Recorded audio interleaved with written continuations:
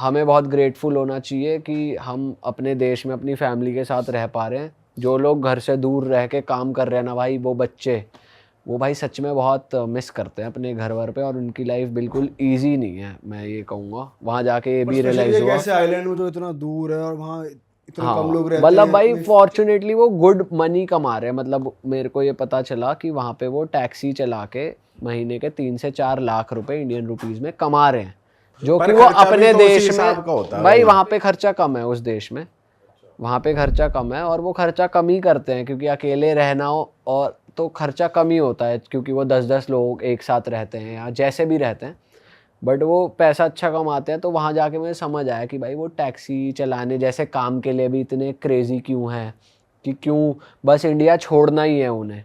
क्योंकि अगर वो हम ये कह सोचते ना भाई इतनी ज़मीन बेची यहीं कुछ काम खोल लेते, पर यहाँ काम खोल के भाई इंसान 1.5-2 लाख कमा लेगा, 1 लाख कमा लेगा, वहाँ जाके वो 4 लाख 5 लाख रुपए कमा रहे हैं। चाहे कनाडा जाके ट्रक चला के या माल्टा ऐसी छोटी कंट्री में टैक्सी चला के भी 4-4 लाख कमा लेना, उनके लिए वेल एंड गुड होगा भाई, अच्छी बात है। पर भाई टफ लाइफ है। तो मैं ऐसे ही कुछ बच्चों से मिला जो कि वहाँ क्लब प्रमोटर थे, जो कहते भाई क्लब चले जाओ, तो वो पहचान गए, तो कहते भाई आओ। तो उन्होंने बताया भाई कुछ क्लब्स में तो इंडियंस की एंट्री बैन है, लुक देख अच्छा अलाउ ही नहीं कर रहे। सैटरडे मतलब सैटरडे ये मैंने अपनी आँख से देखा कि भाई अगर गोरे घुस रहे हैं तो मैक्सिमम उनकी आईडी चेक कर लेते हैं एज के लिए, बट अगर इंडियन घुस रहे हैं तो वो 10 लोगों में से एक को रोक देगा कि नॉट, छाट लेते हैं। और हाँ सीधा बाहर जर्मनी की तरह हो क्योंकि रहा है। अगेन वही रीज़न कि इंडियंस ने वहाँ पे कर दी छेड़छाड़ और वो हो गया। क्योंकि भाई उस क्लब में नहीं हाँ, क्योंकि वो मेरे को यही बताता कि भाई यहाँ जो यंग लड़कियाँ हैं, यंग बच्चे हैं, इनको इन पे खर्चा करो आप, इनको फ्री ड्रिंक्स पिलाओ, और फिर ये मतलब बहुत इजीली आपके साथ अगर आप अच्छे लगे तो बहुत इजीली आपके साथ इन्वॉल्व हो सकते हैं। तो यही सोचते हैं इंडियंस की भाई ड्रिंक पिलाओ और सब आपके ही हैं, तो इस चक्कर में फिर वो बैन ही करवा ली अपनी entry. But club party culture भाई बहुत क्रेजी है, वैसा ही है जैसा तुमने देखा है, कुछ अलग नहीं है बाली और वैसा म्यूजिक। पर वहाँ पे ऐसा कुछ है जैसे बैंकॉक में कि लड़कियां ऐसे बुला रही होती हाँ है? भाई यहाँ पे है, है यहाँ पे एक्चुअली है। यहाँ पे क्या हुआ कि मेरा एक दोस्त बन गया था, वो फिनलैंड में रहता है। तो पहले दिन हम पब क्रॉल लिया था मैंने, वहाँ पे मिले थे, वहाँ पे भी सही सही लोग मिले भाई। वहाँ पे क्या था, पब क्रॉल लिया मैंने, पब क्रॉल में चले गए तो वहाँ एक इटालियन बंदा था जो कि एक ग्रुप के साथ अपनी बैचलर मनाने आया था, 37 साल का आदमी। तो मेरी उससे वैसी बात चालू हो गई, वो मुंबई आता है काम से इंडिया में, तो भाई अपना तो फ़र्ज़ बनता है ये पूछना कि आपको इंडिया कैसा लगता है, इंडियन लोग कैसे लगते हैं। तो फिर कहता कि भाई इंडियन लोगों में ना हड़बड़ी बहुत है, मतलब they want to learn too much too quick, मतलब अगर नहीं भी आता ना उन्हें तो वो टाइम नहीं देंगे कि सीख लूँ, बस जल्दीबाजी में लगे रहते हैं। मैंने यार ये बात तो सही है कि मतलब हड़बड़ी तो है, सबको क्विक चाहिए, quick growth, quick money, shortcut चाहिए, जुगाड़बाजी में चाहिए, फटाफट चाहिए, जो कि इंडियंस में है। वो यही कह रहा कि इंडिया की बेस्ट चीज़ मुझे जुगाड़ ही लगती है कि you can get out of anything, like मतलब कुछ आप जुगाड़ कर लो और आप हर सिचुएशन से बाहर हो, ये चीज़ अच्छी लगती है मुझे। लेकिन भाई इंडिया के लोगों के साथ काम करके यही लगता है कि अगर तुम्हें कोई चीज़ नहीं आती तो भाई सीख लो, उस पर टाइम दे दो, पर नहीं रट्टा मार के इधर उधर से जुगाड़ करके आप दिखा दोगे कि मुझे तो आता है, जो हम अपनी असाइनमेंट्स और इन चीज़ों में करते आए हैं कॉलेज के टाइम से। हाँ, तो मैं बता रहा था मेरे साथ एक फिनलैंड का बंदा मिल गया, तो हम लोग गए पार्टी वार्टी करने। तो उसने कहा कि भाई मैं जिस देश जाता हूँ स्ट्रिप क्लब जाता हूँ, आप गए हो कभी? मैंने कहा नहीं भाई मैं स्ट्रिप क्लब तो नहीं गया। और वहाँ माल्टा में चलते फिरते लोग स्ट्रिप क्लब के लिए अंदर खींचते हैं, लड़कियां ही खींच रही हैं। हाँ लड़कियाँ और बड़ी एज की लड़की। तो मैं कहता भाई चलो स्ट्रिप क्लब चलते हैं। तो भाई मैंने ना उसे ये नहीं दिखाया कि मैं पहले गया हुआ हूँ या क्या। तो मैंने उससे कहा भाई क्या होता है स्ट्रिप क्लब में, ये बता। कह रहा भाई कुछ नहीं होता। मैंने कहा कि भाई कोई ऐसे ज़बरदस्ती जेब वेब तो नहीं, पैसे खींच लेगा कोई? कह रहा नहीं भाई कुछ नहीं होता, एक स्टेज होता है वहाँ पे परफॉर्मेंस चल रही होती है, अगर आपको कोई पसंद आए तो आप उससे प्राइवेट शो ले सकते हो। तो मैंने कहा पर वो आपकी मर्ज़ी से होगा, आपसे वो आके पूछ सकते हैं you want a private dance, आप मना कर दो। मैंने कहा चलो अगर ऐसा है, वो वाली चीज़ हाँ तो कह रहा है कि पैसे निकालेंगे हाँ और ऐसा नहीं होगा स्कैम नहीं होगा। मैंने कहा भाई अगर ऐसा है तो चलो चल के देख लेते हैं। तो हम गए भाई स्ट्रिप क्लब। तो हम घुसे तो वही आंटी जो आंटी कह रहा हूँ 40-50 साल की जो लड़की थी, और वो थी ब्लैक। तो भाई वो ले गई अंदर। तो मैंने कहा एंट्री चार्जेस, कह रही no there are no entry charges, free entry. तो फ्री एंट्री ली हमने, गए स्ट्रिप क्लब। भाई 4 कुर्सी बनी हुई, स्टेज की खाली पड़ा और 4 लौंडे बैठ के खाली स्टेज की तरफ मुंह करके बैठे। कोई डांस नहीं कर रहा, कोई डांस नहीं कर रहा, कोई क्राउड नहीं, क्योंकि सैटरडे को नहीं गए थे हम। सैटरडे भीड़ होती होगी पर उस दिन नहीं थी, डेड। मैंने कहा ये कैसा स्ट्रिप क्लब है। मैंने कहा उसके कान में तू तो कह रहा था यहाँ परफॉर्मेंस होगी। क्या मुझे माइंड में नहीं आया कि मैं फंस गया, कम लोग हैं भाई आया, लगा कि भाई फंस गए। फिर मतलब हम 2 लड़के थे, एक लड़की वो जो हमें बाहर से लेकर आई थी, एक लड़की और आ गई। फिर उसने उनसे पूछा कि हम तो गए हैं काफ़ी यूरोपियन में, हर जगह तो परफॉर्मेंस होती है, कि परफॉर्मेंस चाहिए, लाओ 10 यूरो अभी करती हूँ परफॉर्म। वही काली कह रही काली आंटी कह रही। हाँ, कह रही अगर परफॉर्मेंस चाहिए तो लाओ अभी करती हूँ परफॉर्म, और अगर कुछ और चाहिए तो अंदर रूम्स हैं। मैंने, मेरी तो गांड फट गई। मैंने कहा भाई चलो बाहर। तो फिर उसका भी मूड ख़राब हो गया कि यार ये तो बेकार जगह है, चलो बाहर ही चलते हैं। तो फिर हम बाहर इंडियन से मिले ना, उन्हीं बच्चों से। तो उन्होंने बताया भाई स्ट्रिप क्लब का तो कल्चर बेकार है यहाँ पे, बट भाई उन्होंने बताया यहाँ पे बहुत क्रेजी फेस्टिवल्स होते हैं। मतलब हर सैटरडे एक जगह है जहाँ पे फोम पार्टी हो रही है, ऐसी पार्टी, पॉन पार्टीज़ हो रही हैं। पॉन पार्टी में क्या होता, पॉन पार्टीज़ ये क्या होता है? बेसिकली पूरी न्यूड पार्टीज होती होंगी, जहाँ जितना मैं अंदाजा ये तो हमने लगा पहली बार पाया। सुना है, ये तो हमने हाँ कहीं किसी भाई वहाँ फेस्टिवल्स होते हैं, और फेस्टिवल्स होते हैं बहुत ही क्रेजी, जैसे म्यूजिक फेस्टिवल्स हो गए, अलग अलग टाइप की पार्टी हो गई, पर वो कुछ टाइम पे होती है, मतलब उसके बारे में अनाउंसमेंट होती रहती है।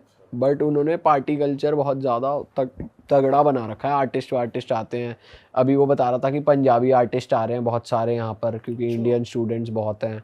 9 आर्टिस्ट एक साथ आ रहे हैं, ऐसा कुछ होने वाला है। तो उस वे में हैपनिंग है। बट मतलब हर एज ग्रुप के लिए कुछ ना कुछ है। वलेटा जो कैपिटल सिटी है, वहाँ आर्किटेक्चर वही पतली गलियाँ और वो सब। उसके अलावा एक टूर होता है जहाँ पे आपको, मतलब वहाँ पे ना 1970s में एक मूवी बनी थी पोपॉय। तो पोपॉय द सेलर मैन का पूरा गांव बनाया था उन्होंने। अब वो सेट बनाया था, मूवी ख़त्म हो गई, पर वो सेट वैसा ही छोड़ गए, तो उसे अम्यूज़मेंट पार्क में कन्वर्ट कर दिया। टिकटेड है, वहाँ पे जाओ, राइड्स हैं, खाने पीने की पोपॉय वही शॉप तो जो है। पालक खावे। हाँ, तो पोपॉय विलेज की है। बाकी भाई बोट पार्टीज हो रही हैं। बोट पार्टीज में वो आपको 3 आइलैंड पे लेकर जाते हैं, बोट से खड़ी कर दी, बोट से कूद जाओ, स्विमिंग करो सी में। वो भी एक तगड़ा एक्सपीरियंस तूने लिया था ये? हाँ, मैं क्रूज पे गया था। मैंने कम लोगों वाली बोट ली थी, मतलब 200-300 लोगों वाली भी बोट थी, और 20-25 तो उसको लोगों फुल वाली एंजॉय थी। करने देते हैं वो? भाई फुल एंजॉय करो। आपको वहाँ पे बार है, आप बोट में ही, वो बंदे बैठे हैं जो बार ड्रिंक बना देंगे आपके लिए, कॉफ़ी बना देंगे। म्यूजिक कैसा था?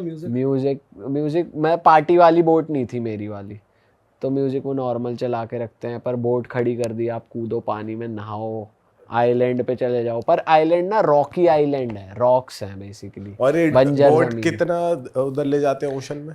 भाई ओशन डीप नहीं होता इतना तो होता है कि आप डूब जाओ। वो बेसिकली आइलैंड्स के पास होता है। तो जैसे अपन फीफी गए ना, वैसी वाले टूर पे। तो वो तो माल्टा को कितना रेट करेगा अगर भाई कोई बंदा सोलो ट्रैवल करने जा रहा है तो? माल्टा सोलो ट्रैवल के लिए मैं कहूँगा कि अगर आपको हैपनिंग है, माल्टा हैपनिंग है। वहाँ जो पाचेविल एरिया है, अगर आप वहाँ जाके बैठ जाओ 8 बजे से लेके सुबह 4 बजे तक भी, 4 बजे सब बंद हो जाता है, तो आपका दिल लगा रहेगा, मन लगा रहेगा। पर बच्चे बहुत हैं, आपको अपनी उम्र के लोग, अपनी उम्र के हिसाब से जाओ। सोलो ट्रैवलर्स और बैग पैकिंग कल्चर जैसा थाईलैंड में इतना नहीं है कि हॉस्टल्स बने हुए हैं। थाईलैंड का और यहाँ का बाली का, वियतनाम का तो अलग ही। भाई थाईलैंड, बाली, वियतनाम वैसे बहुत अच्छा है, बहुत अच्छा है भाई, बहुत हैपनिंग है, बहुत क्रेजी है, बहुत अच्छा है, बहुत बजट फ्रेंडली है। पास भी है, वहाँ 4 जाके ये घंटे पता दूर। चलता है कि आपके आसपास भी बहुत अच्छे ऑप्शंस हैं। क्योंकि थाईलैंड को हम उसी नज़र से देखते आए हैं ना, कि एक ही गंदे नज़र से, बट वहाँ पे बहुत चीज़ें करने भाई, को, और क्या, थाईलैंड एक्टिविटीज़ crazy बहुत है है। भाई।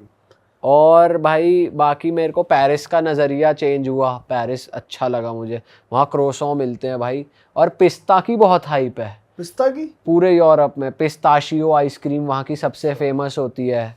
एक पूरा वो था रेस्टोरेंट, वहाँ पे सबसे फेमस पिस्ता आइसक्रीम मिलती थी। तो भाई वहाँ पे लाइनें ही लगी हुई हैं और हर कोई पिस्ताशियो ही खा रहा है, पिस्ताशियो फ्लेवर।